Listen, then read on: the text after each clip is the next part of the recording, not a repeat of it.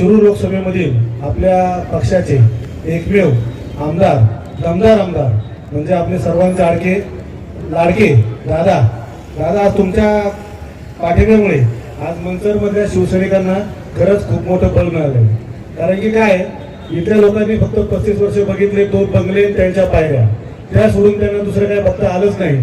त्यांना कुठलाही निर्णय घ्यायचा असला तर त्या बंगल्यांच्या पायऱ्या झिजवल्याशिवाय निर्णय घेता सुद्धा आले नाही. परंतु आता मंचरला काय पाहिजे, तर मंचरला पाहिजे मोकळा श्वास. आपल्या मंचरचा प्रत्येक निर्णय हा मंचरच्या नगरपंचायतीमध्येच घेतला जाईल आणि त्यासाठी कुणाचीही परवानगी घ्यायची लागणार नाही. असं जर तुम्हाला सर्वांना इथे जर तुम्हाला चांगल्या प्रकारे संघटन पाहिजे असेल तर तुम्हाला फक्त आणि फक्त शिवसेनेच्या धनुष्यबाणाच्या उमेदवारांनाच मदत करावी लागेल, त्यांनाच तुम्हाला मतदान करावं लागेल. कारण की शिवसेना अशी आहे की आमचे राज्याचे सर्वात प्रथम म्हणजे उपमुख्यमंत्री त्यांचा एकमेव नारा आहे की आम्ही नेते नाही तर आम्ही कार्यकर्ते आहोत आणि आम्ही शेवटपर्यंत कार्यकर्तेच राहणार. म्हणजे आपल्या जनतेसाठी कार्य करत राहणार म्हणून आम्ही कार्यकर्ते आहोत.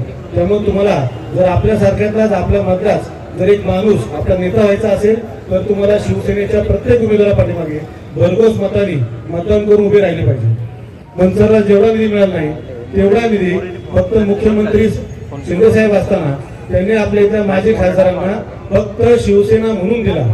आणि काय झालंय, पैसा गावाचा आणि नाव रावाचं अशी आपल्याकडे जी गोष्ट झाली की पैसा दिला शिंदेंनी, नाव लावलं भलत्यांनीच.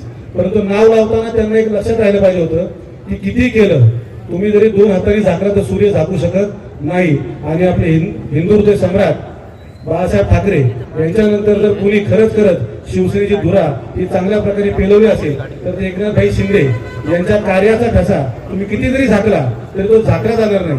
त्यांनी आपल्या मंचरला भरघोस असा निधी दिला, परंतु तो निधी जो दिला तो काही ठिकाणी आपल्या बगलबच्च्यांना म्हणून लुटून खाल्ला. तर ह्या सर्व गोष्टी आहेत.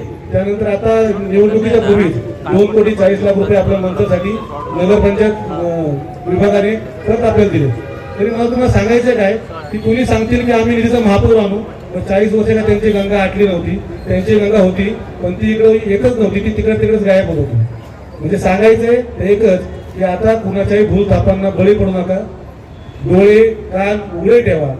आपल्या बरोबर राहणारा, आपल्या बरोबर प्रेमाने वागणारा, आपल्याला कामगारासारखं वागवणारा नाही, आपल्या बरोबर भावंडाप्रमाणे वागणारा, आपल्या बरोबर आपल्या मित्राप्रमाणे वागणारा असा एक सुजान आणि असा एक उमेदवार आपण नगरसेवक म्हणून निवडून द्या. तसेच आमच्या भगिनी रायश्री भरघोस मताने तुम्ही नगराध्यक्ष पदाला शिवसेनेचं धनुष्यबाण दाबून विजयी करा. आणि सर्वांनी मंचरच्या येणाऱ्या 5 वर्षात मंचरमध्ये येतील काय, तर मंचरमध्ये येईल तुम्हाला महिला शुद्धीकरण प्रकल्प येईल, घनकचरा व्यवस्थापन प्रकल्प येईल, पार्किंग येईल, रस्ते सुबल होतील आणि सगळ्याकडे म्हणजे जास्त गर्दीच्या ठिकाणी सामुदायिक ठिकाणी शौचालय येतील. म्हणजे स्मार्ट सिटीसाठी जे लागतं त्या सर्व सुविधा आपल्याकडे माननीय एकनाथजी शिंदे साहेबांच्या यांच्या मार्फत इथे नक्कीच उपलब्ध राहतील.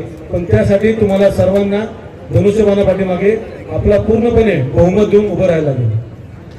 बंधूंनो, सगळ्यांनी सर्व सांगितलंय, फक्त मी तुम्हाला परत एकदा विनंती करतो की आपल्या भगव्याचे रक्षक, आपल्या हिंदुस्थानचे रक्षक आणि आपल्या सर्वांसाठी हिंदू मुसलमान म्हणजे काय, मुसलमान वेगळे नाहीत, हिंदू वेगळे नाहीत. जो हिंदू मुसलमान आहे, ज्याला भगव्याप्रती प्रेम आहे, ज्याला महाराष्ट्राप्रती प्रेम आहे, ज्याला भारताप्रती प्रेम आहे, ज्याला ह्या भारत मातेबद्दल प्रेम आहे, तो मुसलमान असेल, शीख असेल, ईसाई असेल, तो कुणी असेल तरी तो आपला हिंदूच आहे हे असं पकडा. आणि या सर्वांनी या भगव्या पाठीमागे आपली पूर्णपणे ताकद देऊन उभे राहा अशी सर्वांना मी विनंती करतो. धन्यवाद. जय महाराष्ट्र.